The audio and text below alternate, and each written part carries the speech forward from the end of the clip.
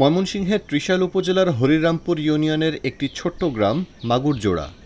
এখানেই জন্ম একসময়ের জনপ্রিয় ইউপি চেয়ারম্যান আর বর্তমানের একজন আদর্শ কৃষক এমদাদুল হক মানিকের। মানুষের ভালোবাসায় সিক্ত হয়ে একসময় দায়িত্ব পালন করেছেন হরিরামপুর ইউনিয়নের চেয়ারম্যান হিসেবে। ৫ বছরের সফল নেতৃত্বের পর নির্বাচনের অনিয়ম আর টাকার দাপট দেখে আর এগিয়ে যাননি রাজনীতির পথে। আজ তিনি নিবেদিত এক কৃষক। আধুনিক কৃষি প্রযুক্তি আর প্রাকৃতিক উপায়ে চাষাবাদ করে গড়ে তুলেছেন একটি আদর্শ কৃষি খামার। এখানে ১ বিঘা জমি আছে। এখানে আমি ২ ধরনের গাছ লাগাইছি। একটা এই সাইডে হলো ধুমদোল আর ওই সাইডে হলো আমাদের কুমড়া। তো আমি চিন্তা করতেছিলাম যে ২টা লাগাইলে যাতে কোনোটা ফ্লপ না পড়ে। আমরা কৃষি কাজ করে যদি জীবিকা নির্বাহ করি, যে একটার বাজার কমলে যেন আরেকটা বাজার ধরতে পারি।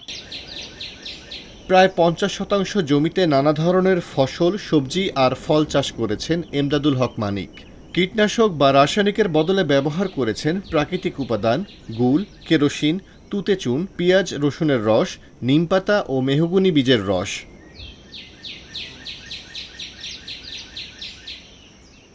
এমদাদুল হক মানিকের উৎপাদিত কৃষিপণ্য স্থানীয় বাজার ছাড়িয়ে বিভিন্ন স্থানে জনপ্রিয়তা পেয়েছে। সামাজিক যোগাযোগ মাধ্যম ফেসবুকেও নিয়মিত কৃষি সম্পর্কিত বিভিন্ন উপদেশমূলক ভিডিও শেয়ার করে থাকেন তিনি। এতে কৃষিকাজে মানুষ উদ্বুদ্ধ হচ্ছেন এবং আধুনিক ও নিরাপদ কৃষিপণ্য উৎপাদনে তাঁর দেখানো পথ অনুসরণ করে এগিয়ে আসছেন। চেয়ারম্যান সাহেব নিজের উদ্যোগে ভালো ফসল ফলা, বাজে কৃষি করে, নিজেই প্রচেষ্টা, তার নিজের প্রচেষ্টাই করে, বিভিন্ন কাজ নিজেই করে। তবে স্থানীয় কৃষি অফিসের সহায়তা পেতে গিয়ে অনেক সময় হতাশ হতে হয় তাকে।